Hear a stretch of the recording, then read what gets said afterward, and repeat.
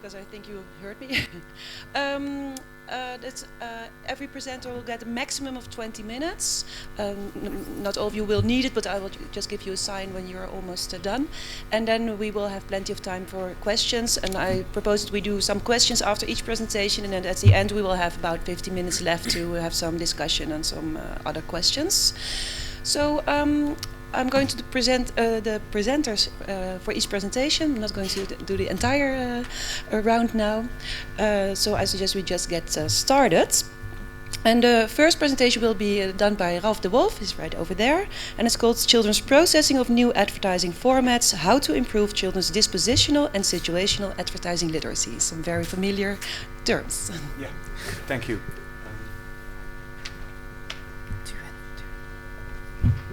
Can you hear me through the microphone? No. Ja? Op de knopje duwen, hè?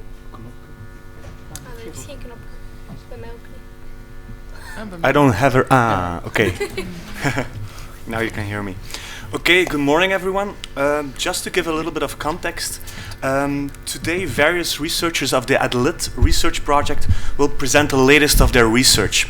The ADLIT project is a project that's funded by the Flemish Agency for Innovation Through Science and Technology that studies the advertising literacy among minors with a focus on new advertisements. Ultimately, our goal is to empower minors, children and teens, and let them grow up as informed and critical consumers. To reach this goal, 6 research groups, of which 4 are presented today, from different disciplines work closely together. It's also important, I think, to say is that we do not only focus on scientific output, but we also try to have a societal impact. So we do this by developing educational material, launch awareness campaigns, develop advertising cues, but also formulate recommendations for policy and self-regulation. So today what you will see is just a glimpse of what we've been done the past year, our first year of our 4-year project. So if you want to know more, please follow also on Twitter, on Facebook, and also check our website. Okay, I will begin with the first presentation. Children's processing of new advertising formats. Because my colleague Lieslet Hudders, who is the first author of this paper, couldn't make it, I will be presenting on her behalf. What can we... Oh, I'm just going to close this. When we look at new media, we could say that it's now an integral part of young people's life. Children are increasingly using new media technologies to connect with their friends, to play video games, to watch videos, and also to develop their personal and their social identities. At the same time, what we see is that industry spending on advertising to children has expanded significantly. Moreover, new advertising tactics are being used to target children. What we see is that the commercial message is often integrated in the media content, that children are actively engaged with that content, that personal information is collected and reused in the form of personalized advertisements, and finally, that advertisements are also highly entertaining, as you could also see in the previous presentation on augmented reality. Together, these tactics make it really hard for children to even recognize and to avoid these advertisements. What is needed then, we think, is a high level of advertising literacy, defined in the literature as an individual's knowledge, abilities, and skills to cope with advertising. But because new advertisements are often integrated within the media content, and because the commercial message is highly entertaining, it's also very difficult for children to activate their advertising literacy. Moreover, because these advertisements are often hidden and they appeal to the emotions of children, advertising literacy is not just about recognizing or its understanding, it also has a moral and affective dimension. So, if we want to facilitate children's coping with new advertisements, we think that it's necessary to theoretically disentangle the advertising literacy concept and also take into account these new advertising tactics. And that's exactly what's being done in this paper and what I will try to present to you in this presentation. Okay. When we talk about advertising literacy, we make a differentiation between 2 knowledge structures. The first one is dispositional advertising literacy. And it really can be seen as the knowledge, the skills, and the abilities that consumers possess regarding the persuasion in an advertising context. Maybe it can be best seen as an associative network of information nodes that are related to advertising. And we argue that these nodes may have a cognitive, moral, and affective dimension. The first dimension is the cognitive dimension. When we look at the literature, we can see that advertising literature has mainly been approached from a cognitive perspective, often focusing on recognizing advertising, understanding the selling and the persuasive intent, also knowing the persuasive tactics, and also understanding that advertisements, they want to generate positive attitudes. What is less operationalized, but we think even important, is the ability to recognize the source of advertising and also identifying the audiences that are targeted. Another dimension within dispositional advertising literacy is the moral dimension. And it really reflects the individual's ability to develop deep thoughts about the appropriateness of the advertisement. And we think that this is a very important dimension because increasingly we are confronted with covert marketing. So what we would like to see is that people ask themselves questions as follows. Is it appropriate to collect my personal information and reuse it in the form of personalized advertisement? Is it appropriate to merge the commercial message with the media content? A third and final component of dispositional advertising literacy was proposed recently, and that's the attitudinal dimension or attitudinal dimension of advertising literacy. And it can be best described as a general set of learned effective attitudes towards advertising in general or towards specific advertising tactics. What is important is that these two sets of attitudes, they do not really necessarily have to correspond with one another. For example, people can be careful towards advertisements in general, but they can still appreciate the advertising format of advert games.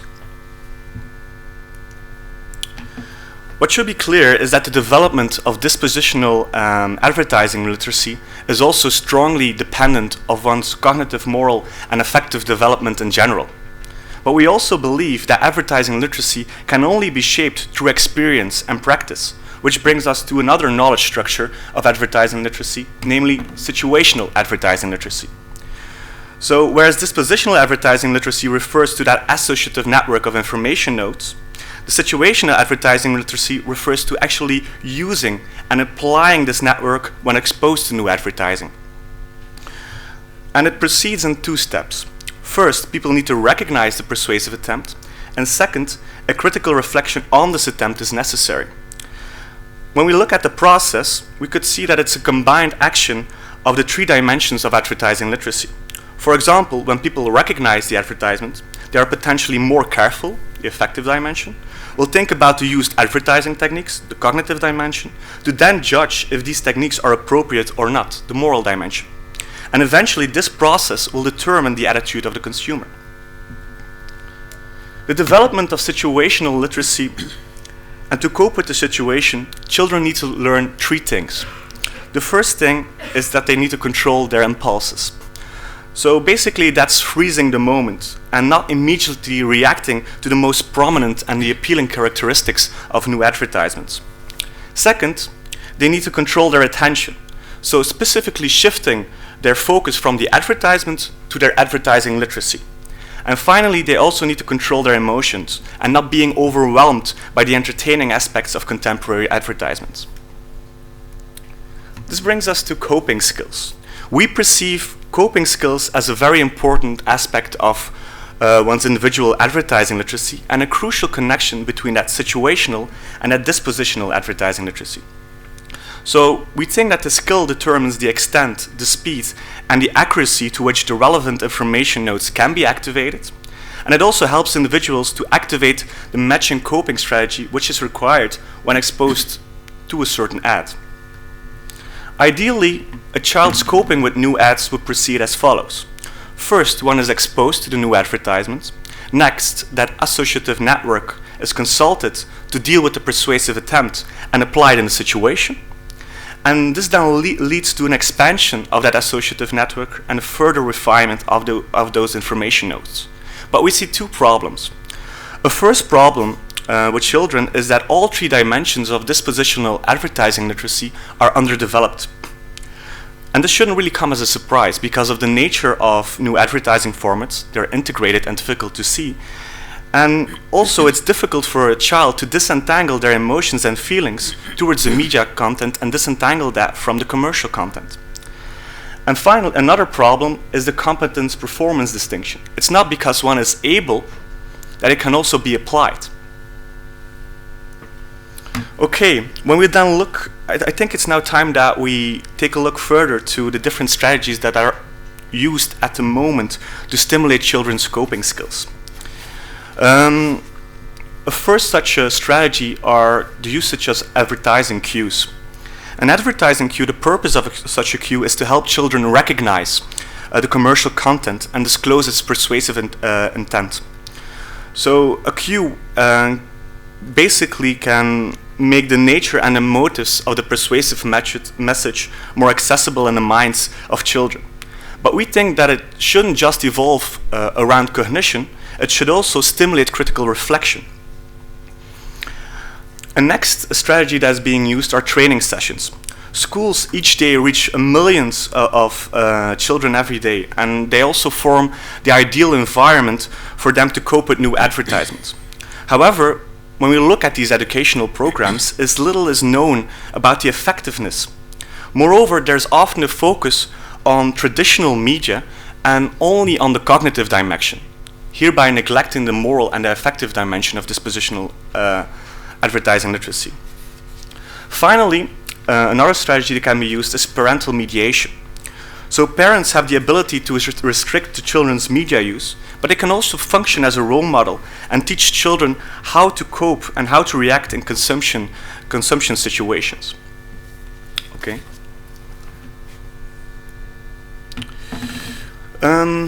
Because of the highly demanding nature of these advertising formats, we suggest to also use strategies that can help children but are less cognitively demanding.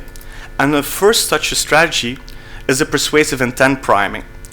And it should be seen as a simple act of reminding people of a situation in which someone tried to influence their behavior without explicitly referencing the advertising that it precedes.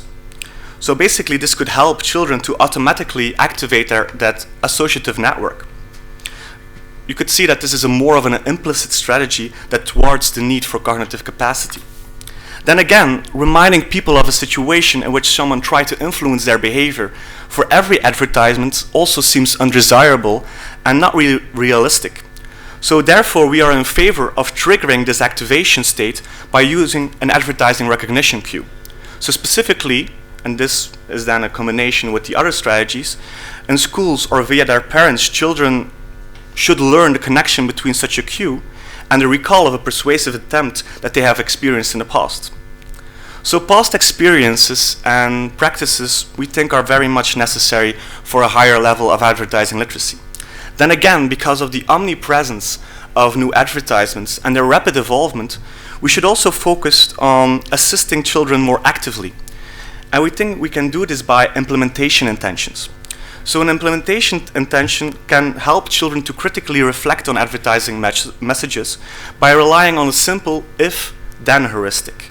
So basically it's about exercising or forming a concrete plan on how to act in a future situation. And the main heuristic we think that children should learn is the appropriateness heuristic. This heuristic aims to make children think about the fairness of an advertising message. So be very concrete. A heuristic that could be learned is if I notice a brand or a commercial message, I wonder whether the use strategy is appropriate or not. Okay, let's come to a conclusion.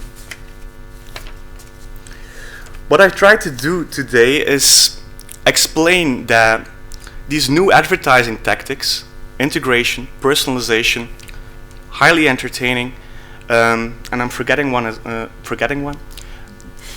Doesn't matter, but they really challenge personalization. Sorry, but they really challenge advertising literacy. So, if we want to help or facilitate the coping of children with new advertising, what is first and foremost necessary is that we perfectly, theoretically disentangle the advertising literacy concept. And we try to do that by making a differentiation between dispositional advertising literacy and situational advertising literacy.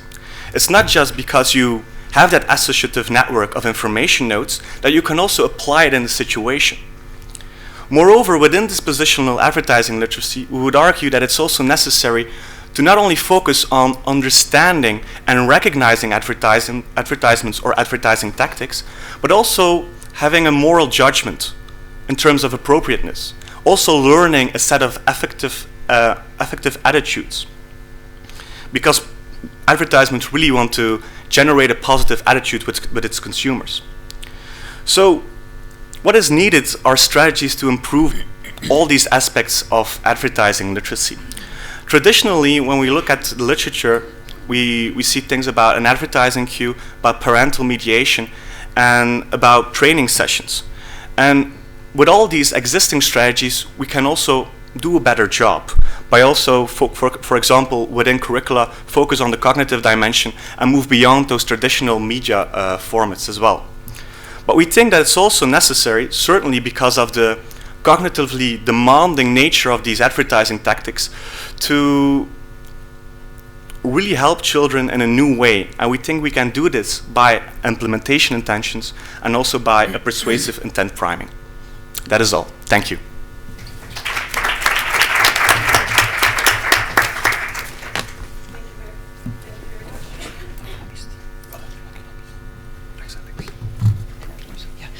For this very informative kick-off of this panel. Are there any questions for Ralph?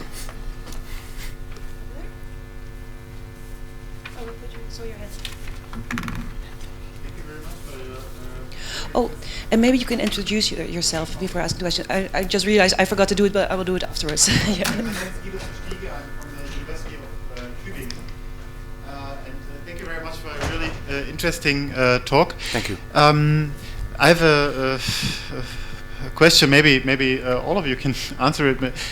When I think about new advertising formats addressing children, for example, children, I always have the problem: how should we name them?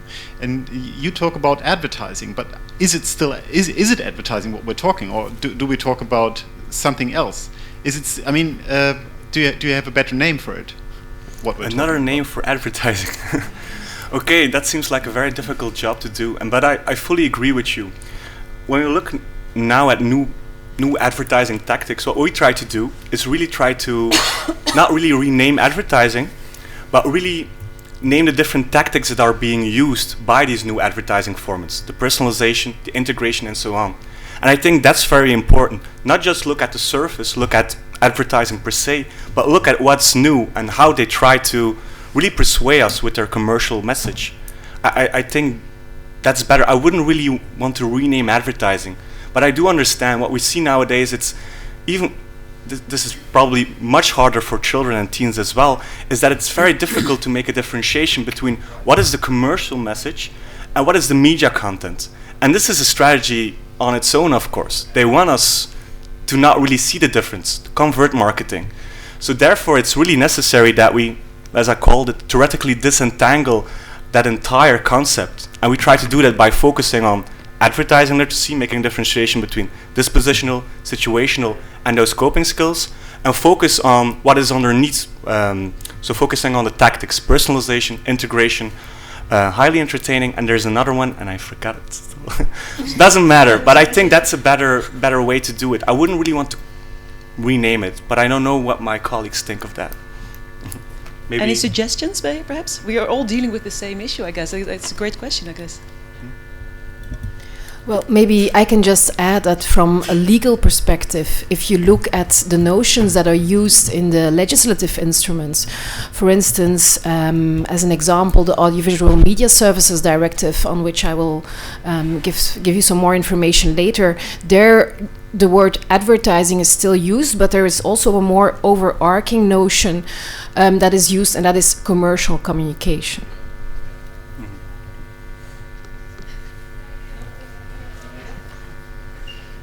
Because I mean, I think that's a good point to look at the legal definitions. Because I read the corporate social responsibility report of Coca-Cola, for example, and they say we don't do advertising in schools, in primary schools, which is perfectly right. But what they do is sponsoring and everything else. And so it's not a typical academic question, but it's a question of strategies and power and all these things. And so for this reason, I think it's important to ask the question, how do we call these things? Because the industry calls them, also finds names for them. Yeah, thank you. Maybe you have a, I'm going, you didn't raise your hands, but I know you have something to say. I'm Eva van Rijmersdal from the University of Amsterdam, and I also struggle with this definition issue. And one of the, well, we also call it embedded advertising, because it is embedded in entertainment and other content, but also branded content. So that's already broader than just advertising. So it's content, and that's branded, or sometimes sponsored content. So then you come closer to the sponsoring concept. But there's not one name yet. But I think we all try to describe it and make it a bit bigger than just advertising, because yeah, as you say, it's more than advertising. Yeah. Any other questions or comments? Yes. Put on my running shoes. Thank you very much. I'm José Fernández Cavia from Barcelona, Universitat Pompeu Fabra. In a study some 10 years ago here in Spain, we did use the term commercial communication, because I think it's broader and it includes a lot of different formats that are not properly advertising. And the second thing I want to thank you for your talk is the following. The more the advertising literacy evolves, the more the media agencies will try to find other ways to reach children in a different way. Yeah, that's true, and this is not really a one-way solution. What I think, it's always, and I'm a sociologist by training, it's always a question of agency and structure. So we can empower children. We can learn to let them grow up as critical consumers, informed consumers. But that will never be enough. What also needs to be done, and I like to use the term de-responsabilization or diminishing responsabilization, or protecting people as well. So there has to be a fine balance between that. So therefore, within this project, we're not only focusing on improving the agency or empowering people, but also really looking at it from a legal point of view and how we really can protect people as well, but also focus on self-regulation and so on. So it's not just one-way solution, but I think it's really important that we still focus on the agency aspect as well, that we use different ways, training sessions, parental mediation, different sort of cues to really improve that agency as well. It's a balance, I think. Okay, another question here. Yeah, Andreas from Stuttgart Media University in Germany. But I think we also have to consider that there are a lot of media companies and publishing companies who make a lot of profit with e-commerce. And they actually use their content to get money with commerce. And we also have to consider this this perspective, yeah. And my question: do you also consider content from the media companies that actually that just have the that is necessary or that exists to make commerce? I don't really think that I understand your question. I'll give you an example from from Axel Springer or the Border company in Germany, which are one of the big publishing companies. And actually they use their content just to make commerce. Mm-hmm. So it's the other way around. Do you also consider this one? Yeah, within the project we do.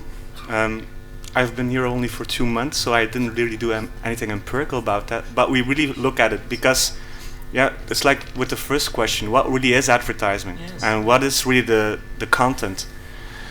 And these are things that are very difficult to, I think, to operationalize in your research as well.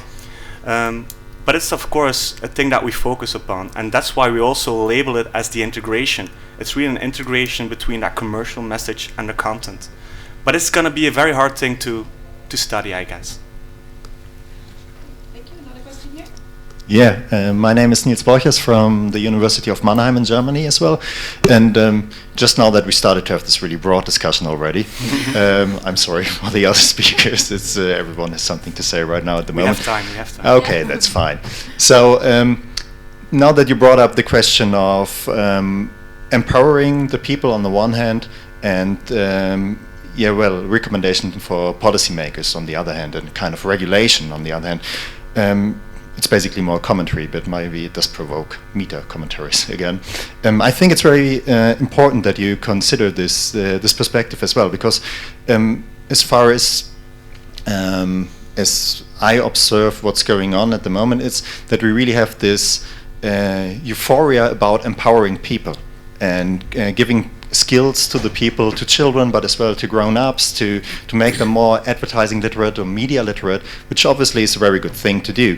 But on the other hand, sometimes it seems to me it's more kind of self-defense, because there's not enough of regulation. So basically what we do, and I think it's sometimes kind of suicidal, that we let individuals, even children, grown-ups, but individuals individually try to solve this problem, that there's a billion-dollar industry which is trying to create new media formats, new ways of advertising their products, and you have to fight it on your individual fight. Well, that's a very strong word, but on your individual as an individual. So my commentary is I like this approach very much, and I would be very interested in your recommendation, which you probably will develop within the next years, how to change this. Thank you.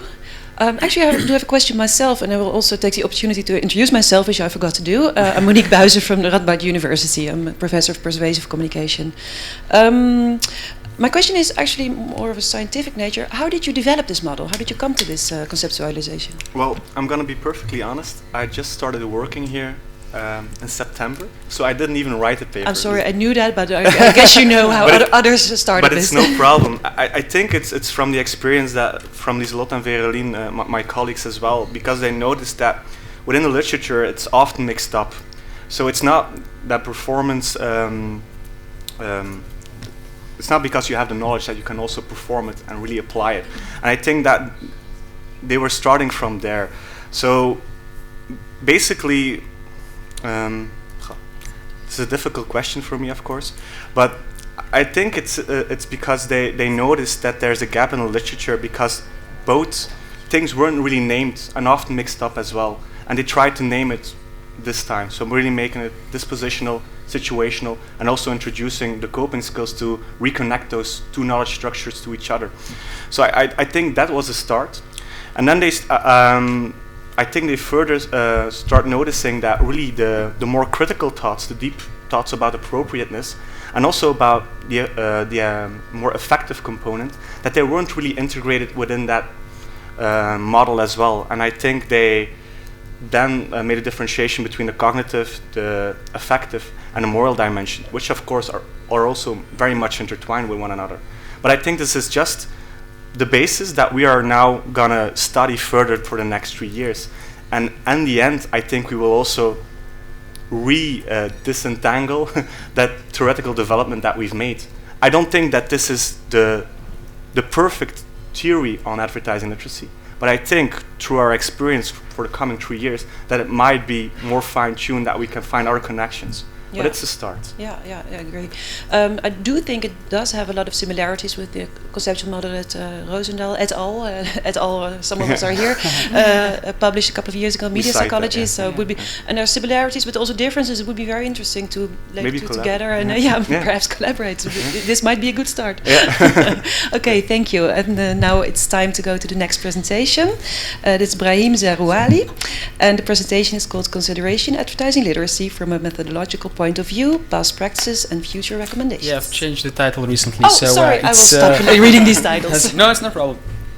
So good morning, everyone. My name is Brahim Zarwali, and I work for the University of Antwerp. And I'm also, just like the rest of us, by the way, affiliated to the research project ADLIT. Now, my colleague Ralph has just clarified the concept of advertising literacy. And now that we know this, the next big question that we have to ask is, how do we measure advertising literacy? So therefore, this central question was our main motivation to write a second study, which is a literature study on how to measure this concept, and it's now titled "Measuring Children's Advertising Literacy: Past Practices and Future Recommendations." Now, so this paper will also be the focus of this presentation. Now, first of all, a little introduction. As a very important topic, advertising literacy, we see that in the literature, it's a substantial body of research focuses on minors' development of advertising literacy.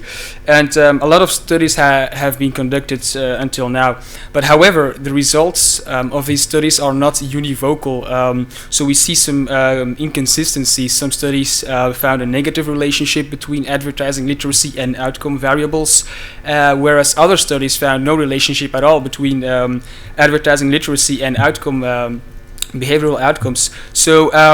So we have a disparity in results, and these inconsistencies may lie in the fact that studies use different operational definitions, which actually means that studies have used different methods to actually measure the same thing. And as a result, the literature is not straightforward at all in what measures actually to use in order to obtain reliable, valid, and accurate findings of this very important topic.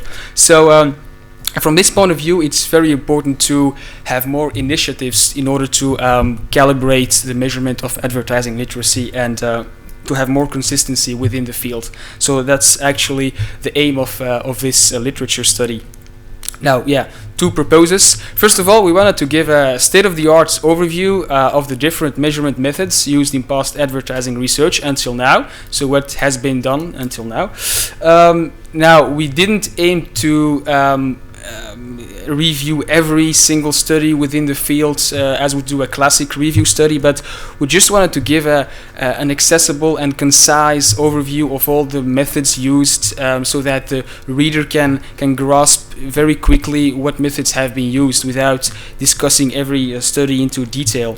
And our second aim was a very important one. We wanted to formulate recommendations in terms of what methods are suitable to use in future advertising research in order to encourage more consistency within the field. So that's actually these two aims were fundamental within this study.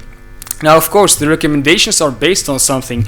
We based the recommendations on the development of children, because an appropriate method depends on the abilities of children, which is, for example, so we draw on different theoretical frameworks such as children's cognitive abilities, information processing skills, memory capacity, etc., language skills, and based on these insights we try to formulate which methods are suitable or appropriate to use in future research. Of course, we also divided our children in age categories, because age is a very important factor in determining how something should be used. And we chose these four age categories: preschoolers, elementary school children, tweens, and teenagers, because a good method for a preschooler is not necessarily a good one for a teenager, and vice versa. So that's why we divided our sample into different age categories. Now, my colleague Ralph has conceptually clarified the difference between situational and dispositional advertising literacy, but this distinction has also very important implications from a methodological point of view, because these two constructs are actually measured differently. Situational advertising literacy is more specific, so children are usually being shown an advertisement or are put in an advertising context and are thereafter asked advertising related questions such as, what do you think this commercial wants you to do, or do you think this commercial wants to sell you something? So in this case, the knowledge is very context specific, and children are also helped in orienting their mind because they're actually offered a stimulus. a sort of a cue. So it's mentally more accessible. It's more context specific, the knowledge in this situation. Whereas dispositional advertising literacy, in that case, you don't show an ad at all, and you just ask the same questions, but in this case it's more a broader knowledge that we're aiming for. So like what do you think about advertising in general without being primed or without being helped with a specific advertisement? So these two aspects are actually quite different, but unfortunately we see that past research has largely neglected this important distinction, and we think that this one is a very important one in terms of comparing the results accurately, because if you're intertwisting these two constructs, you're actually comparing two different aspects of advertising literacy, which can lead to comparisons that are not that accurate nowadays. So now we can begin with our literature review. So for the preschoolers, we saw that past research used a lot of different methods, such as interview, nonverbal, self-report, gameplay, and proxy information. Those were actually the four main methods that came out of our literature review, and a lot of different methods being compared with each other. So, and what we think is that preschoolers, or what we have learned from the literature, preschoolers are highly cognitively immature, and their language and thinking skills are very, very limited. So as a consequence, they do not understand abstract concepts such as advertising, commercials, and brands at all. So it's difficult to question preschoolers about these concepts. So that's why we recommend that it would not be opportune to use interviews or verbal methods, because they're still too young for those methods. That's why we recommend the gameplay or the proxy information as a good method for these category, because it does not rely on their verbal capabilities. So it's these two methods are very suitable according to what we found in the literature. Now, more information about these methods, examples, how this method should be used, can be found in our manuscript, because the time restriction of 10 to 15 minutes prevents me to discuss every method in detail. So that's why I'm just going to briefly say that these two methods were, according to us, most suitable to use among this age category. But and otherwise it would be too boring if I discuss every method into detail. That would not be that interesting. So secondly, elementary school children, very interesting group, by the way. We see that past research mainly used two methods, interview and nonverbal self-report. But the question is, are these methods good ones? We see that these children start to acquire an understanding of consumer-related concepts such as advertising, brands, etc.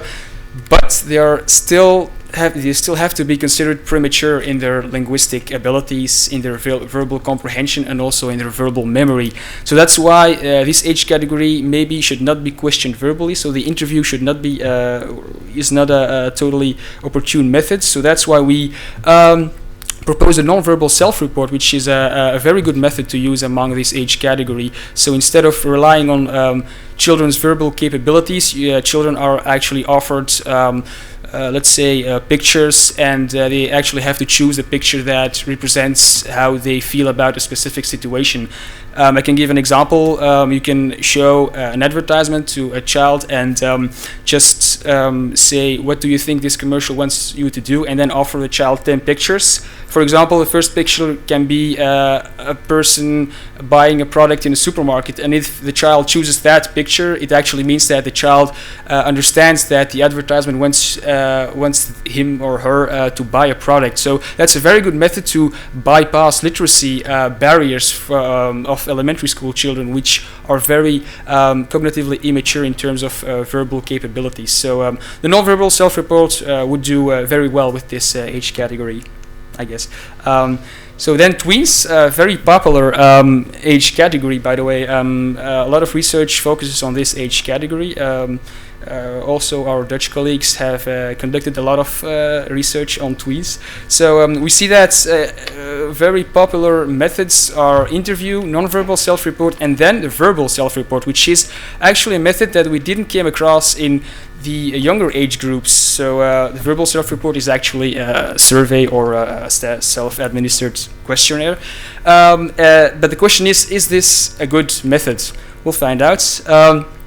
We see that these children start to acquire reading skills, and their abstract thinking processes and language skills are now developing at a high pace. So they're in a very important life stage, and a lot of changes take place both socially and cognitively.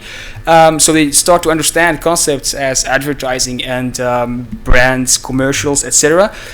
And that's why a lot of authors conclude that they are now able to successfully process and respond to standard questions, which actually basically means that from now on they are able to being surveyed. So that's why we recommend the verbal self-reports as a very good method in terms of measuring advertising literacy. A lot of advantages and examples of this method can be found in the full manuscript, and we have also included some possible examples of specific instruments that can be used to measure advertising literacy, validated instruments. So for scholars that are interested in those instruments, they can read our manuscript and then find all this information in it. Then finally, teenagers, which is a very interesting group, but unfortunately our literature review yielded little empirical research on this age category, but we found some scarce studies mainly using interview and verbal self-report. And we see that this age category starts to have the capacity to process information in a more adult-like pattern. And therefore, a lot of scholars argue that from now on, one can use standardized methods similar to those designed for adults.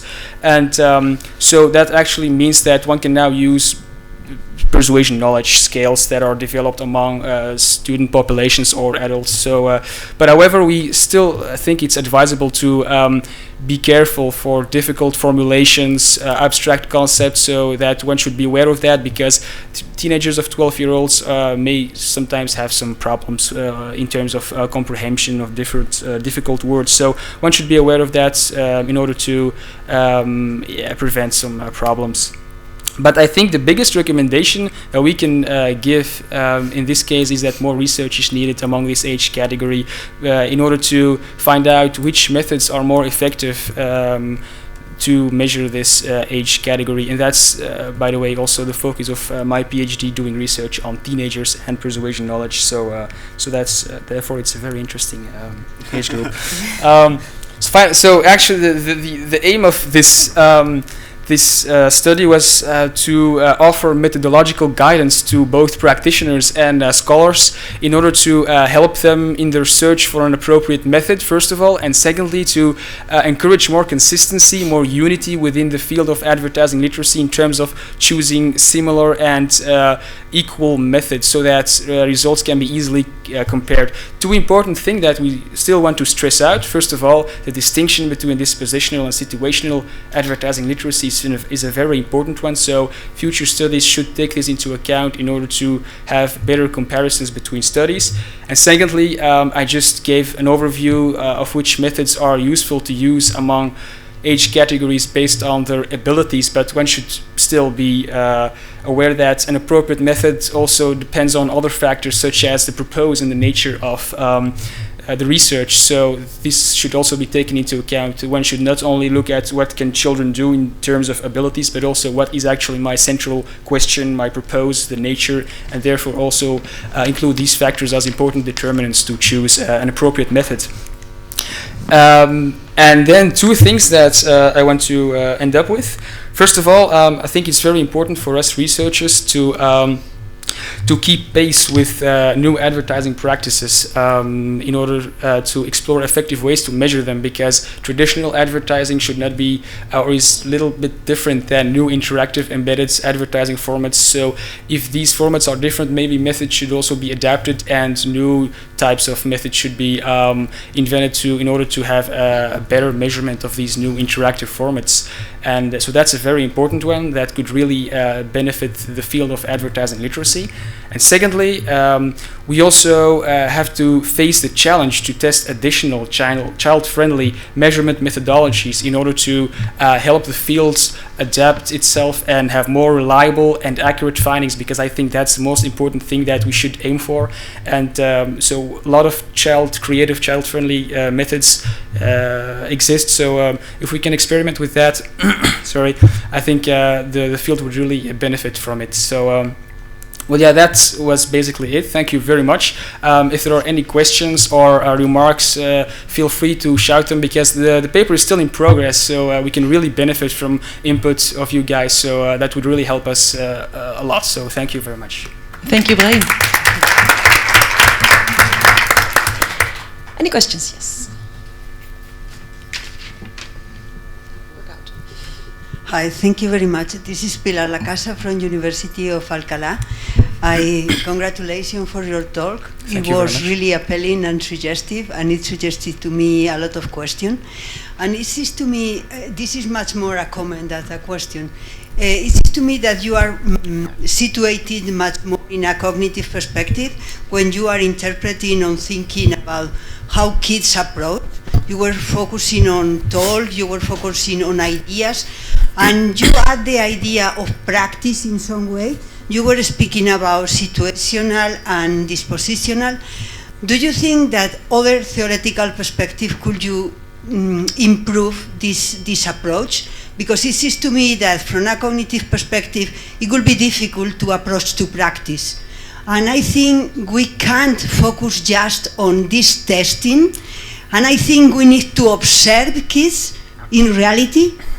And even it seems to me that it's very different a situation with a kid is speaking with her parent in a, I don't know, in an exhibition or in front of the TV, or where is she or he is situated in a experimental situation. I think if we consider this methodological problem, we need to focus on what is the situation in which we are testing, and second, about what is the methodological perspective we are adopting. Sorry about that, but thanks so much, because you were suggesting so many ideas. Thank you. Well, thank you very much for your question. Yeah, so I want to say two things about that. First of all, it's true that I merely focused on the cognitive dimension in this presentation because, yeah, I had not that much time to. But also in the paper, I discussed the moral and the affective development of the child and how this is important from a methodological point of view, and how, because we have 3 dimensions, and how these developments, moral and affective, what implications they have in terms of which method should be used. So that's in the paper it's much broader, but it would be too chaotic if I just merge everything together. It would not be that straightforward. And secondly, it's true that situation is very important. There are a lot of different factors that can determine how something should be used, and certainly among children that are rapidly influenced by external factors. So that's why in the discussion I just focused on which other things are very important to consider when measuring children. So that's more a broader section. It's not specifically related to advertising literacy, but just related to doing research with children, all the factors that can play a role, such as the environment, such as in which context they are questioned, school or at home, or which things that one should really consider when measuring or when targeting children in terms of research aims. So a lot of different factors indeed can have an influence on how on what methods are appropriate, and I think the paper also addresses those issues, but thank you very much, because that's really true that children are rapidly influenced by those external factors, and one should really take that into consideration. That's true. Thank you. Yeah, me again. Hi. Yeah. A question connected to the first question, basically.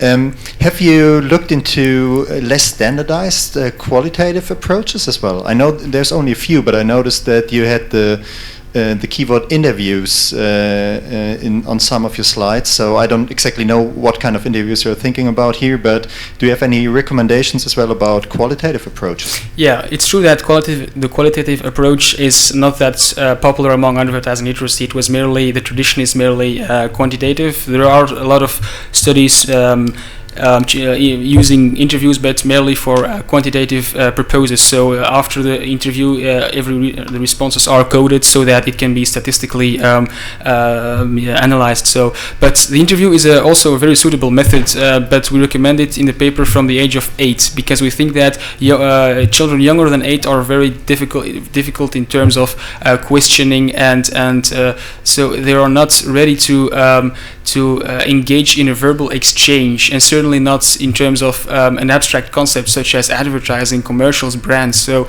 they can speak, but not that deeply, certainly not about advertising. So that's why the interview is actually recommended from the age of 8, and then dependent on the focus of the researcher, it can be used qualitatively or quantitatively. So that's actually up to the researcher in terms of interests and yeah.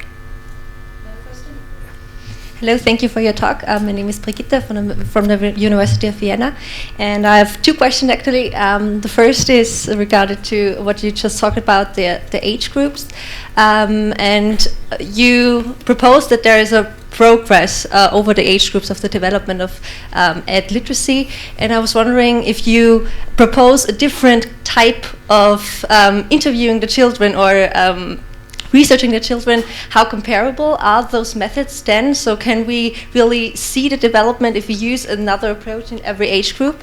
And another question I have is you talk about situational and dispositional ad literacy, and I just was wondering your future recommendation, is it necessary to research both concepts in every study? So if you want to use ad literacy as a moderator, for example, would you recommend that it is necessary to use both concepts, or is it enough to say I'm interested in the dispositional or the situational ad literacy and I only measure that?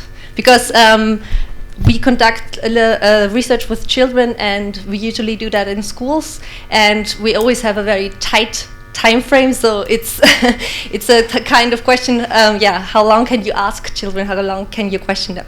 Thank you. Yeah, for 2 very interesting questions, by the way. Thank you very much. First of all, do we see the development in the methods used? We try to choose methods or an appropriate method in terms of what the children actually can do in terms of abilities. So that's why we see clearly an increase in difficulty of the methods. We start with preschoolers, which are very, very cognitively premature. They have not a lot of abilities in terms of speaking, reading skills, etc. So that's why we actually say that these children should not be questioned, but should actually be shown or gameplay or proxy information. And we see that as they age, as they grow older, more advanced, difficult methods can be used. So the development that they are going through is also depicted in the method choice that we recommend. So the elementary school children are a bit older. That's why we say they can have a self-report, but it should be non-verbal, so with pictures, because verbalizations in terms of verbal abilities are very difficult for those children. And if they go older, you can switch to the more practical, easy method, which is the standardized survey. So we see clearly that the methods that we use are following a pattern of development, so in terms of what they can do. So I think that that's maybe one approach to choose what methods are suitable, but of course there are other approaches as well. But we think that in terms of the capabilities of the child, that's a good factor to determine how something should be used. Secondly, the dispositional, situational advertising literacy, which one should be used? Actually, it's in terms of methods, it does not change a lot. So if you're measuring situational athlete or dispositional athlete, the method just remains the same. We still recommend for the preschoolers the gameplay, etc. For the tweens, so that's not different. But which one to choose? It's actually merely the focus of the researcher. If you want to research the context-specific knowledge, which is merely based on a specific stimulus, in terms of advertising literacy, one should measure situational. But if you want to rather target the broader knowledge, the information nodes, as Ralph has named them, you should actually measure dispositional. But the important thing in terms of methodological point of view is actually that these two should not be intertwisted with each other, because if we do that, we're actually talking about two different concepts and we're comparing them, and that may lead to results that are not accurate, nor valid, nor reliable, I think. Okay, thank you. Yeah. I guess studying development with age-appropriate methods is the Achilles heel of every developmental research, and maybe not only, maybe our holy grail. We should find a solution for that. I'm not sure if it exists, a solution. There was one question. Last question. Thank you. It made us aware again of the challenge of doing research with children. One of the things we are struggling with when we try to measure dispositional ad literacy when it comes to new advertising formats relates to definition. Because if you want to investigate, for example, brand placement, then you need to explain to people the type of advertising you want to know something about. And especially with brand placement, sometimes a brand appears in, for example, a series or a movie, but then it's not sponsoring because it's not paid for by the company, but it just appears. So that's really something that we are struggling with. Not only with how to define it, but then again how to measure it. Do you have any solutions for Well, that? I'm struggling with that as well, because because indeed, if you sometimes the new advertising methods are very complex, so you have to explain them. Otherwise, the children do not understand which advertising method you are actually aiming at. So, and by explaining them, you're actually giving information. You're giving them a stimulus to hang on, and it makes therefore the knowledge more mentally accessible and easily retrievable. So that's why it's true that if you do that, it becomes more situational. So it's intertwisted. Yeah, it's very difficult one, and I'm still struggling with that one. So it's quite a hard question actually. I don't have the magic formula to disentangle that. I'll certainly find you if I talk have. about this during the break. Yeah, right. Okay, thank you very much, Wim, for this wonderful discussion. So it's time for the next presentation, which is a duo presentation for Eva Lievens and Valerie Verdoot. I think Eva's starting, or Valerie? Yes. Eva? Okay, and it's about regulation of advertising. Yes, yeah. Good morning. We have heard from the keynote speaker this morning, and also from my colleagues, that the characteristics of new advertising formats are challenging. They are challenging for communication scientists. They are challenging for children. I can assure you they are very challenging for lawyers as well. Together with my colleague Valerie, we are conducting the legal and regulatory research within the ADLIT project. There is a work package dedicated to this research, but as you can see from the figure, it really is the goal to connect this regulatory research with all the other disciplines that are active within the project, in order to, in the end, formulate policy recommendations to policymakers that are actually evidence-based. What did we do in this first year of the ADLIT project? We focused on legislation, and we tried to map which law domains are relevant with regard to these new advertising formats. We looked at different advertising formats, and we tried to identify what the specific characteristics are that are interesting from a legal perspective. So we have already talked about this mix of editorial, entertainment, informational content with the commercial content. I will show you in a minute that this, from a legal perspective, is a very important finding which has a legal impact. There are other characteristics that are relevant. This, for instance, is an image I will try to explain you the context. There is a website of a children's TV broadcaster, so a broadcaster who has a website. On the homepage of the website you have a small picture on which you can click. Then you come or you arrive at this page which you can see. There you can play a game from a very well-known cereal brand. You can not only play the game, but you can also personalize a spoon, for instance. In order to get the spoon, of course, you will have to share some information about your identity, about your address, otherwise you would never get the spoon. So what are relevant findings from a legal perspective? Well, you have this blurring of environments, of channels, which previously have been regulated separately. So there are rules for television, there are rules for e-commerce. These environments, they are increasingly converging, so we often as lawyers are very confused about which legislative instrument we can apply to which kind of advertising. The content is also increasingly sophisticated, interactive, so the user plays a role. We are not used to that, or we have not been used to that, for instance, when we look at regulation of television advertising. And then this very important aspect, which has not come up so much yet this morning, but which will over the coming 2 days. And this is this element of collecting the personal data of children. For instance, in order to play a game, in order to get a specific prize or a reward, but also to personalize content afterwards. So from legal perspective, these are a few interesting and very challenging questions. I told you what we did was mapping the relevant legislative instruments and frameworks.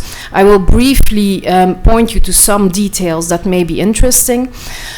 First, what we looked at was in the area of media law. We have in Europe the Audiovisual Media Services Directive, a directive which has to be implemented in every EU member state. Of course, this directive has a specific scope of application. If we identify this scope very broadly, it is applicable to television as we know it, so linear audiovisual media services, but it is since 2007 also applicable to non-linear media services, which are pull services, on-demand services, but which are still television-like. So that is the broad scope. Within this instrument, you then have specific provisions for audiovisual commercial communication. So this is what we talked about before, this notion of commercial communication. It is quite a broad notion. It does not only contain the regular television advertising, but there are also specific provisions, for instance, for sponsoring, for product placement. So quite a broad definition. And then if we look really at the relevant provisions with regard to commercial communication, we have a very important legal principle, and that is the principle of identification. What does it mean? Commercial communication must be recognizable as such. So it must be clear to a viewer that something is a commercial communication. There is a more stricter rule for television advertising, and that is also a principle of separation. There needs to be a separation between the editorial and the commercial content. And then, of course, we also have content-specific rules. So, for instance, rules about the fact that commercial communication cannot directly encourage children to buy certain products. So, very important principles. I will tell you in a moment what the problem may be with these new advertising formats. this principle of identification, we also find this principle in the e-commerce directive. So that is not a directive that is applicable to audiovisual media services, but this is applicable to information society services. The online environment, websites. But if we think back to the image I showed you before, we have already some kind of blurring. And then if we look at consumer protection directives, we also have more general directives on unfair trading practices, misleading practices, where there are more general principles which are not specific for any media. It's applicable to advertising in general. And the most important message is that you cannot mislead consumers. So if we look at questions that arise, if we look at this framework, of course this question of which directive can we apply to which advertising format. Sometimes the lines are very blurred and it's unclear to what the audiovisual media service, for instance, is the directive is applicable. We have a very recent judgment of the European Court of Justice, for instance. There has for a long time been discussion about the applicability of this directive on news portals. So online portals of newspapers. There has been discussion about this for quite some time because increasingly there are also videos, little clips on these portals. So can we or can we not apply this directive? The European Court of Justice very recently said, yes, we can. But there are very, very many questions about this. Very interesting to note is the fact that this directive is currently under review. There is really a lot of discussion about this.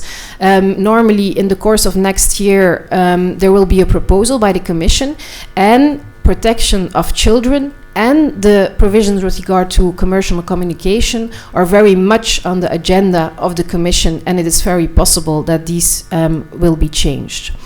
Then these principles of identification and separation, how can we apply these two new advertising formats? With regard to television advertising, we had the bumpers, the signs on the screen that said advertising, but with the blurring of the lines between audiovisual, online, this is increasingly difficult, and this is why the research on cues of our colleagues will be very interesting. Should we apply across media cue, for instance? And then another important point is the fact that the directives, they need to be implemented at national level, and this leads to many differences across EU member states. For instance, in Flanders, we have a media decree with very detailed provisions on advertising to children, much more detailed than in the directive. But this makes sure that there are differences across the EU. And then one final comment from me is there are also rules about product-specific provisions. Advertising, commercial communication on food, tobacco, alcohol, these can be integrated, for instance, in the audiovisual media services legislation, but there can also be specific legislation, and this is actually quite a recent topic with many developments, for instance, in the UK, where there is not only talk about a sugar tax, but also about completely banning advertisements for food that contains a lot of sugar. So very interesting developments in that area as well. Valerie. Yes. So, aside from the questions regarding the persuasive nature and the immersiveness of these commercial communications, there's also a significant challenge related to the children's rights to privacy, as Eva already said. And all we have seen is that the collection of personal data has really become the key business model to many online companies. And for instance, just showing you this example of a Lego advert game where children are required to set up a user account before they start playing the game. They have to provide certain specific informations, like the name, their gender, their age, etc., and just all before playing the game. And another example, a very recent example, was a privacy sweep of several data protection authorities regarding children's websites. So there was a sweep of 1,500 children's websites and apps. And some key points that they found was that, first of all, it's okay. Okay. So more than 2 in 3 of these websites and apps, they asked for names and email addresses, and they also passed on this data to other services. Furthermore, 1 in 5 websites or apps, they asked for phone numbers or even pictures, so that's even more information. And a little bit disturbing was that only a small minority really publicly disclosed how they intended to use this information and how they would send it to which other third parties they would send it. And also only a very small minority provided a way for users to delete any information that they've uploaded. So when we look at this collection of personal data, what actually happens is that these companies, they profile individual consumers based on their online behaviors, not just adults, but also of children. And they increasingly personalize advertising based on these extensive profiles. And what we see is that, especially young children, they have little to no understanding of this data collection, the background, the data collection. Forgetting to click. And they really don't grasp the extent or the sensitivity of the personal data which is being collected, and especially not the sharing of this data with third parties for advertising purposes. And the goal nowadays is really to build more strong and lasting interactions and connections based all on these extensive profiles. So when we look at the legal framework for this data collection, we see that still the main instrument in the European Union is the European Data Protection Directive, and this instrument dates back since 1995, so already quite some time. And this defines the requirements for the lawful processing of personal data. So it's really the instrument for the general processing of personal data, not just specifically the processing of children's personal data, because at the moment there is no such instrument at an EU level. And so when we look at the requirements for a lawful processing, we see that first of all there is a need for a legitimate ground for processing. And in an advertising context, the ground which is always used is the consent. And there's a huge academic debate on this consent, which I will touch upon a little bit later. But there's also some important principles, such as the data quality principles, which means that you can only collect the data which are necessary for the specific purpose which you defined before the collection of the data. You will need to delete this data as soon as it's not possible. If you don't need it anymore, data should be kept up to date, should be adequate, etc. So a number of principles. Okay.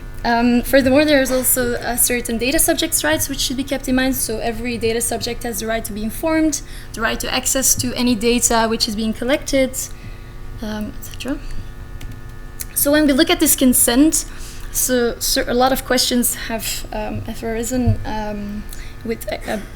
between academics. So for instance, who should provide consent? How should consent be provided? How can it be verified, etc. A lot of difficult questions that I've raised here. And so what is very important in relation to this legitimate ground concept is that you would always have to take into account the child's perspective. So this means that in practice, the consent concept has become more of an evolutive concept. So for instance, if a child is quite young and has not reached the age of discernment, as they call it, you would have to, one could assume the need for a parental consent. However, if the child is a little bit more developed, then it could be possible that just the consent of the child would be sufficient for a legitimate ground. However, this data protection framework is currently under reform, and what we see is there is now the Parliament, the Commission, and the Council is now in the final stage of deliberation on this new General Data Protection Regulation, which would mean that there will be one legal instrument for the entire European Union. And there are certain specific provisions related to children in here. So first of all, in relation to the consent, there is a minimum age of 13 years up until the parental consent needs to be asked. So as soon as a child is 13 years, parental consent wouldn't be necessary anymore. And this is really taken from the US Children's Online Privacy Protection Act, which already has this concept for several years. And however, the regulation still doesn't provide any methods for requiring this consent or any concrete methods on how to do it. So whereas the COPPA does provide some more methods. And then in relation to the data subject right, which is also quite interesting, is this right to be informed. The regulation now states that clear and plain any information provided to children regarding regarding the processing of their personal data should be in clear and plain language so that the child can easily understand. So it's going to be interesting to see how this will translate in practice, because currently these privacy notices are so long, full of legalese, and so it will be interesting to see how they will, how this will work in practice. However, as Ralph already said earlier, it's not only a question of, the whole discussion is not just about consent. Do we need to ask for consent? Empowerment, like do we have to inform children? It is really finding a balance, the right balance between protection and participation, and it's really important to take a step back and look at the children's rights underlying this whole discussion. So the right to freedom of expression, the right to privacy, but also the right to access information, etc. So when we look at these new advertising formats from a children's rights perspective, we should keep in mind the best interest principle, which is defined in our United Nations Convention on the Rights of the Child. And when we look then at children-related legislation, it's important to have a twofold assessment, actually, or a twofold appreciation of the child, of the position of the child. So we have to look at, on the one hand, participation, as well already said, and protection on the other hand. So it's really finding the right balance, and perhaps not just, perhaps as Ralph said, some de-responsibilization of the child, not just putting all responsibilities on the child by just having advertising literacy as a sole measure. So it should also, legislation should also take this into account and move forward. So finally, as a conclusion, is it too little too late or too much too soon for regulation? Well, I'm inclined to say not really. First of all, too little too late. Well, there's already a patchwork of various rules, as Eva mentioned, and the data protection framework, as I mentioned. And is it too much too soon? Again, I'm kind of inclined to say no, because what there needs to be is really a future-oriented interpretation of these existing principles, and legislation is always technology neutral, so I'm inclined to say no there. However, we do see a struggle with this, especially the second, the second thing, really the future-oriented interpretation, because a lot of media regulators are struggling nowadays to interpret these basic principles, but also the data protection authorities are really struggling with these massive data collection and enforcing their rules, etc. So it's really a question of enforcement.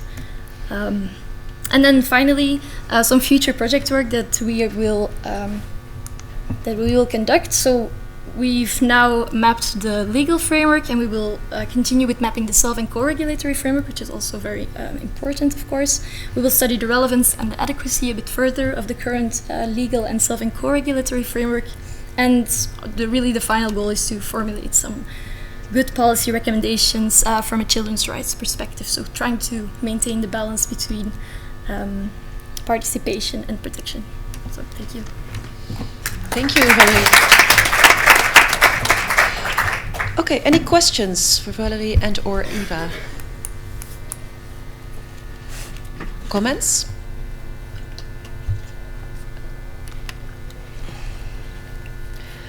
Well, thank you both for your great presentation.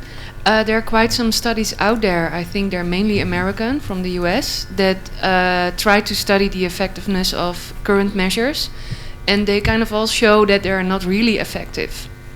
Do you have any explanations for that? And maybe also, based on what you have researched now, some suggestions for further improvement? Well, I think the most important thing, as you mentioned, these studies are mostly US studies. And actually, if we look at research in Europe about effectiveness of regulation or evaluation of current measures, there is actually none or very, very limited research. Often, if there is some evaluation, it is based on the work of regulators. It is often quantitative, meaning how many decisions are made, on the basis of what articles. But for instance, if you have complaint-based mechanisms, for instance, if you look at media regulators and the application of the media decrees and media laws, and there are complaint-based mechanisms, sometimes there are not many complaints, but what is the reason? Is it the reason that everything functions very well? Is the reason that the companies behave and comply with the rules, or is the reason that people do not know that they can complain, that they cannot find a way to voice reflection or things like that? So it's also a very difficult thing to research, but I'm afraid it's just actually a matter of resources, that there is very little will to invest in studying effectiveness of current measures. However, what I think I really want to stress is, now we studied the legislative framework, we will have a much more comprehensive view on everything if we add the self-regulatory framework. There are some more evaluations of the work of self-regulatory bodies, but we needed to make some kind of plan, and I agree that the distinction is quite artificial, first studying legislation, then self-regulation, but I think at the end of next year we will have already a more comprehensive view. Thank you, it's really interesting and important stuff. Are there any other questions, comments? Well, I have a question for the audience then. Who of you was familiar with the EU directive, of the Data Protection Directive? You weren't? Well, maybe you weren't aware either that we as researchers also have to comply to it. And I think most scientists do not know this. And the directive is implemented in the country's legislations, but all the rules that go for advertisers also hold for us. And when they're becoming stricter now in the reforming the directives, that we should, well, heads up everybody if you want to do comply to the law. Yeah, that's it. No questions. Then we're going to the last presentation by Christine Dams, which is about the advertisers and parents' point of view. Yep, that's true. I am Christine. I am a researcher of the marketing department at the University of Antwerp, and today I will present to you the results of a study in which we actually investigate both the advertisers and parents' point of view concerning advertising aimed towards minors. And minors in our study, they were defined as children between 6 and 12 years old and teenagers between 13 and 18 years old. So the overview of my presentation, first of all, I will briefly introduce a little bit of the context, but a lot of this context is already set before in the other in the previous presentations. Then I will present to you the research questions in our study, the methods that we used, and then I will give you an overview of the results, and then I will make a conclusion of these results. So first of all, as already said, the media landscape has transformed, and this actually has resulted in novel advertising formats, which are characterized by an integrative and an interactive manner. So So with the interactivity, we mean that these advertising formats or these commercial messages are present in the online world. And with the integration, we mean that these messages are embedded in media context or editorial context, and this actually makes it very difficult for minors to identify and to understand these advertising formats. And as already said by Valerie and Eva, a lot of these commercial messages, they try to collect personal data, and this leads to privacy concerns. And based on all this kind of information, we were actually interested in both parents but also advertisers' point of view regarding advertising aimed at minors, because both parents and advertisers are two very important groups concerned with the upbringing of children. So the first research question we actually had was about advertising formats, and we actually had the question in our mind, like, according to both advertising professionals and parents, from which age onwards do they actually perceive that minors can understand these novel advertising formats? From which age onwards is the usage of these novel advertising formats considered morally and ethically acceptable? And from which age onwards should we actually inform minors about the commercial character of these marketing communication techniques? The second research question we had was about privacy issue, and we actually wondered whether parents and advertising professionals, whether they hold different perception regarding privacy issues, such as a proper data protection policy and minors registration on online branded platforms. So we conducted actually 2 online surveys, and one was aimed at parents and the other one was aimed at advertisers. The first survey aimed at the advertising professional resulted in 90 completes, and the second one about the parents resulted in 436 completes. And we asked them about their perception concerning the advertising towards minors by research question 1A that I showed previously on the slides. And we actually did this by presenting a vignette to our respondents. So we actually described different advertising formats, and we presented this to the respondents, and then we asked actually the question, like, from which age onwards do you consider minors capable of understanding these advertising formats? And then the respondents actually could indicate their answer on a slider ranging from 6 to 18 years old. And important to note is actually that we did not give them the specific term, like for instance product placement, together with the description of the advertising formats, but we only presented the vignette to them. If, for instance, a respondent held the opinion like, I do not consider minors capable of understanding these advertising formats, then they could indicate this as well, and then they did not have to indicate an age on the slider.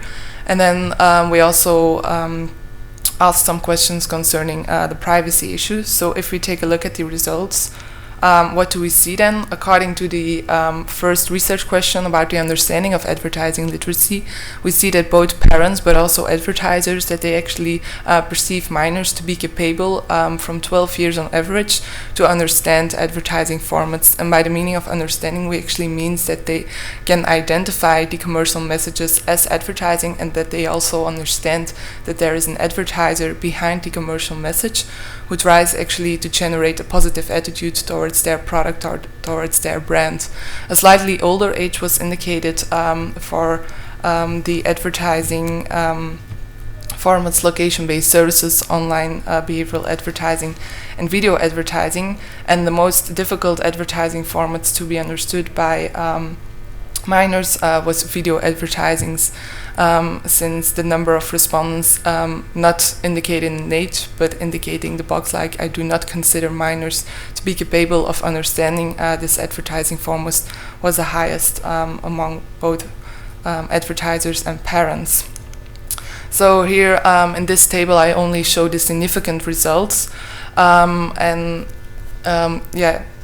the red box around it actually indicates the mean age, which was indicated by both parents and advertisers. So we actually found significant differences between location-based services, online behavioral advertising, and video advertising. And the direction of these significant differences was actually that parents indicated a slightly older age compared to advertisers. The difference is significant, but of course these differences are rather small.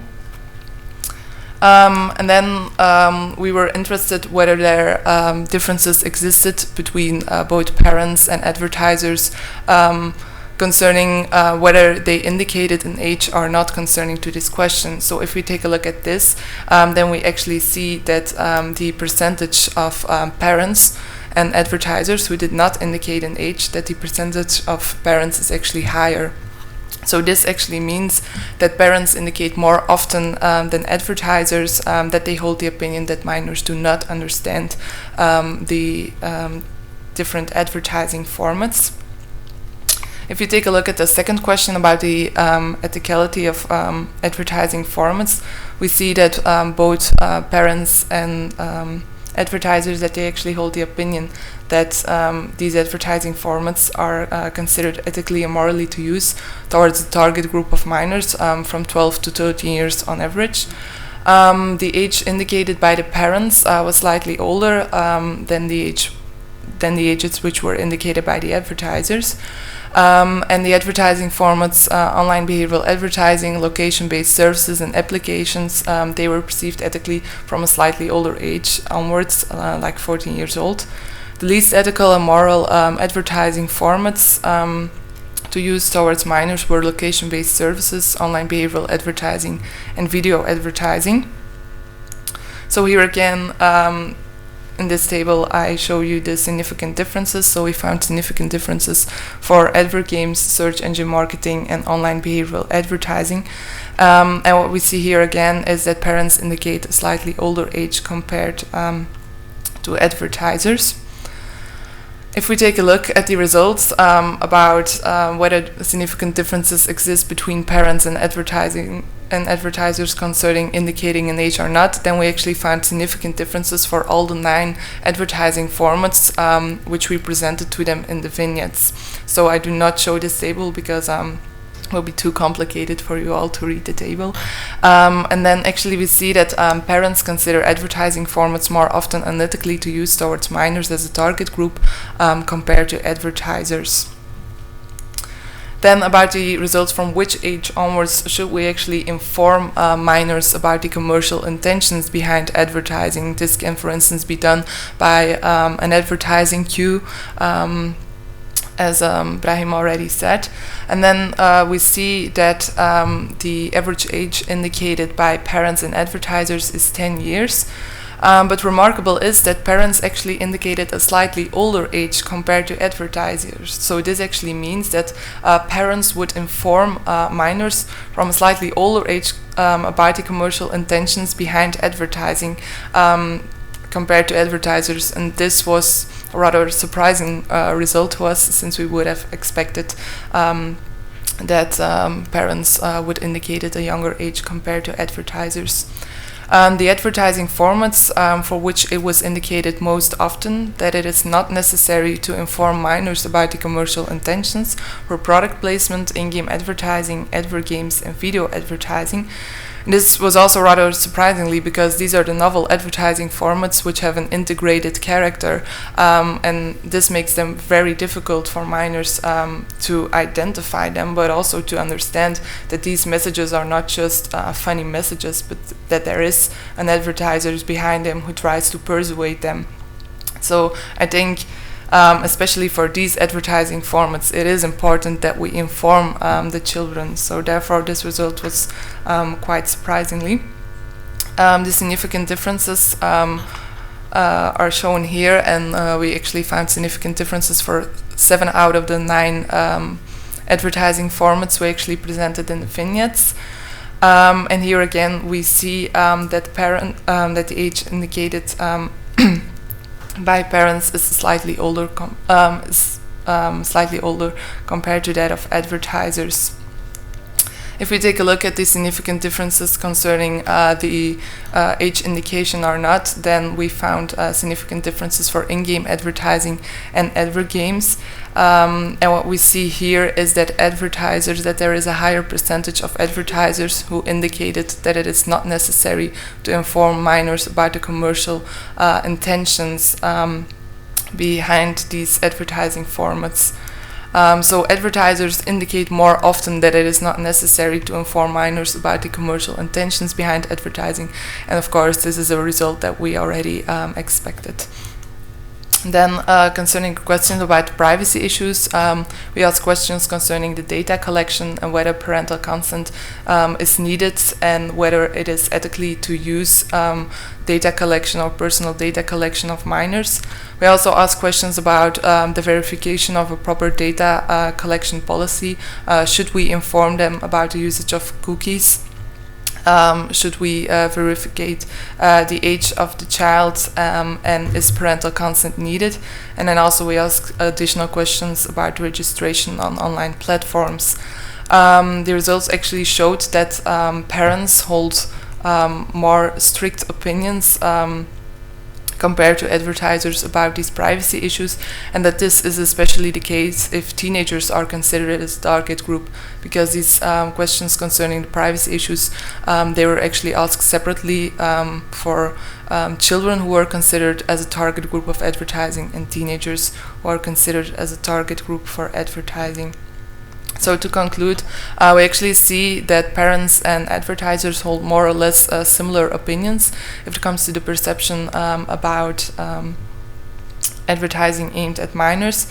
So the overall conclusions are actually that both parents and advertisers hold the opinion that minors can understand different advertising formats from 12 years on average, that the usage of advertising formats is considered ethically and morally from 12 to 13 years on average, and that's information that we actually should inform minors from 10 years on average.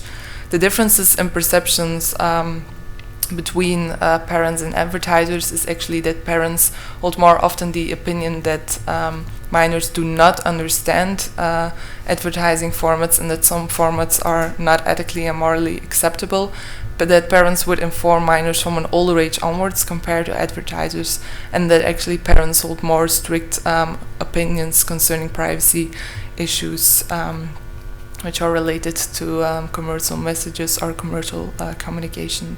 So thank you for your attention.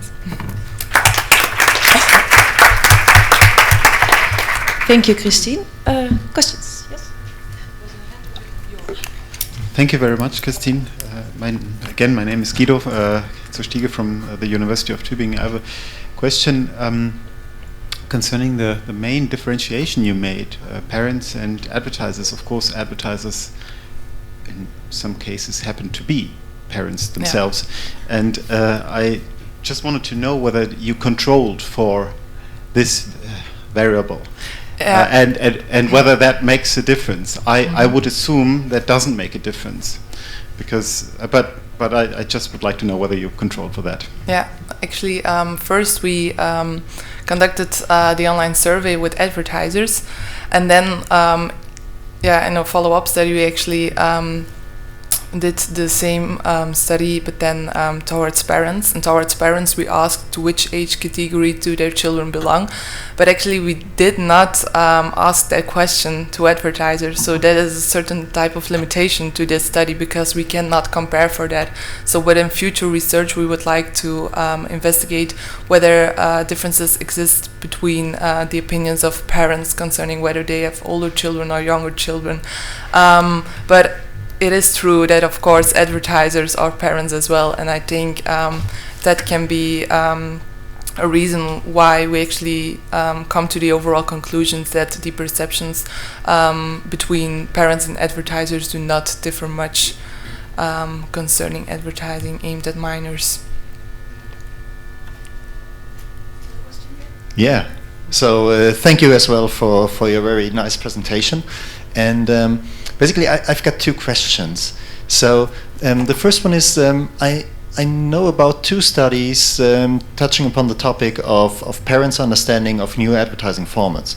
Like, I don't recall the authors at the moment, but like one is called "Mom, Can I Play on the Internet?" which I like very much. So you probably know it. You know it. So which has a qualitative approach, and so the outcome there is that parents don't really have a good understanding of the capabilities of the children because they overestimate the capabilities. And did you, first question, did you try to look into research if you found any on the specific advertising formats to find out what research says about the actual understanding of children and how close parents are to this understanding? And the second question is more on a methodological issue. So the scale which you showed, where the age had to be indicated, this was the actual scale which you showed from 6 to 18? Yeah, from 6 to 18, because in our study we defined minors as children between 6 to 12 years old and teenagers between 13 to 18 years old. Okay, because I don't want to be very picky on this, but what I noticed is that you received a lot of answers which is around the age of 12, which is exactly the middle of the scale. So do you have any indications that this might have or might not have functioned as an anchor starting the scale with the age of 6 instead of 0 or 1? Yeah, I think it's a very good question, and I also had the same idea when I was analyzing the results, because it is true that 12 to 13 years is exactly in the middle, and we asked it for 9 different advertising formats, so of course it can be that there was a certain fatigue among the respondents. And then to come back to your first questions, I think, yeah, it's true what you said, that parents sometimes overestimate their children media literacy and advertising literacy. So I think in future research we should control for that, or we should actually ask the parents about whether they know about what they actually know themselves about these advertising formats. Because, yeah, I think... yeah, you're right. You're certainly right. Yeah. Thank you. Could that also be an explanation for that really remarkable result, as you mentioned yourself, that parents mention higher ages than advertisers for the... Yeah, to inform. Yeah, I think that could be a good explanation. That because, yeah, as we saw from the results, parents would inform their children from an older age onwards.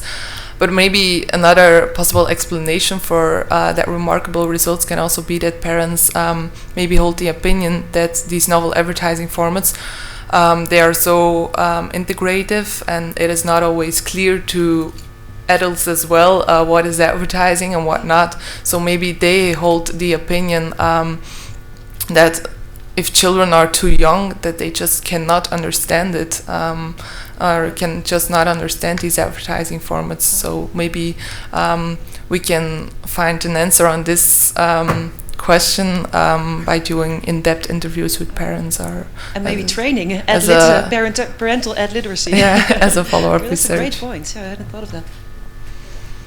I have a question. You also mentioned video advertising, but how did you describe it in the vignettes? We described it in the vignettes as, for instance, there is a video on YouTube where a father is singing together with his child the newest soundtrack from a movie, which is very from, for instance,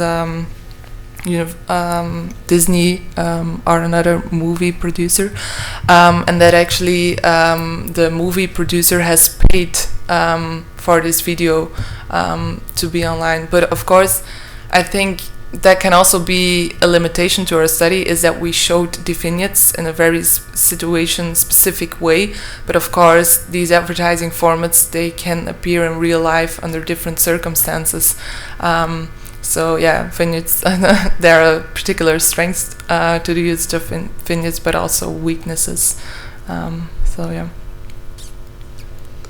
Thank you. Any more questions or comments, maybe in general about the panel? No more there. When you asked about the information of children, did you say that parents inform their children, or did you specify what information about advertising means? We actually did not specify. We just said from which age onwards should minors be informed. We did not show any advertising cue at all, or no. So we did not specify where the parents are, for instance, or the government. Another question from the panel.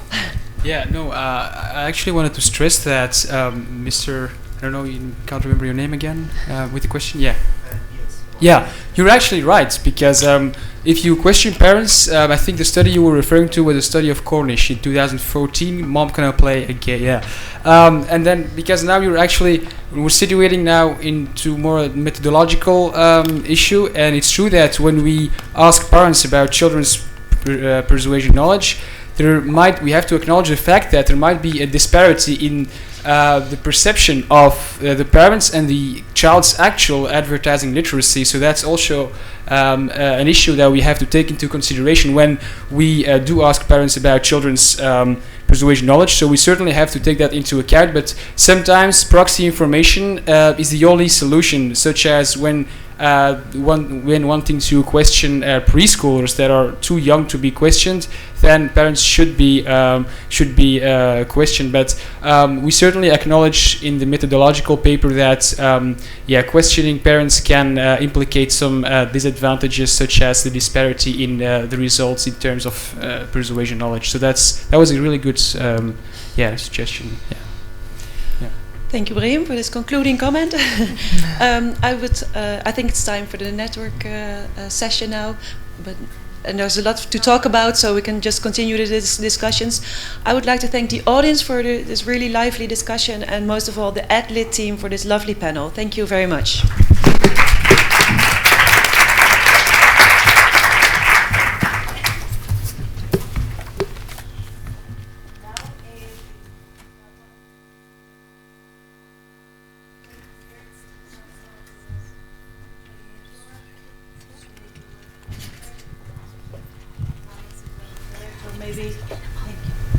Maybe to prepare a Praga conference, or what do you think?